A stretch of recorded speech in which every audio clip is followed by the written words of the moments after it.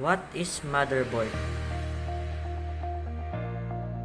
Motherboard is a printed circuit board containing the principal components of a computer or other device with connectors into which other circuit boards can be slotted. And now, let's label the motherboard parts and its function. CPU socket is also known as processor socket, which is used to install or insert the processor. Connectors for peripherals are used to connect input and output devices. They are attached and come with motherboard, and they are in backside of CPU. AGP slot are used to insert or install AGP cords. AGP full form is a accelerated graphics port. This slot is for graphics and 3D gaming purpose. It is always beside PCI slot. CMOS backup battery.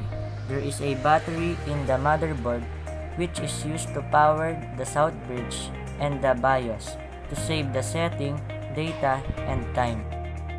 PCI slots are used to insert or install add-on cards such as LAN cards, sound cards, capture cards, and TV tuner cards. PCI full form is Peripheral Component Interconnect. North bridge and south bridge are the two main poles of a motherboard. South bridge interconnects primary and secondary IDE interfaces, SATA connectors, floppy drive connector, PCI slots, and BIOS. ROM stands for read-only memory. It is used to store the startup instructions for a computer, also known as the firmware. It is part of the BIOS chip, which is located on the motherboard. North bridge commonly have a heatsink. Also, the north bridge is usually larger than the south bridge and is positioned closer to the CPU and memory. When the CPU needs data from RAM, a request is sent to the north bridge memory controller.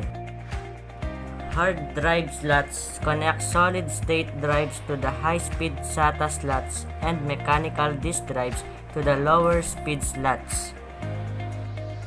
DRAM memory slot is what allows computer memory RAM, chip or stick to be inserted into the computer.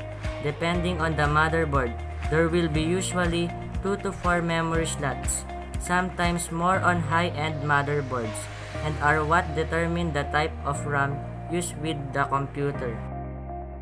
Power connector is ATX power connector. It has 20 or 24 pin connectors. Motherboard takes the power from this connector to work. Lastly, CPU heatsink and mounting points for fans used to cool the CPU stands for Central Processing Unit. Heatsink is a effective cooling of a concentrated heat source such as a large-scale integrated circuit requires a heatsink which may be cooled by a fan.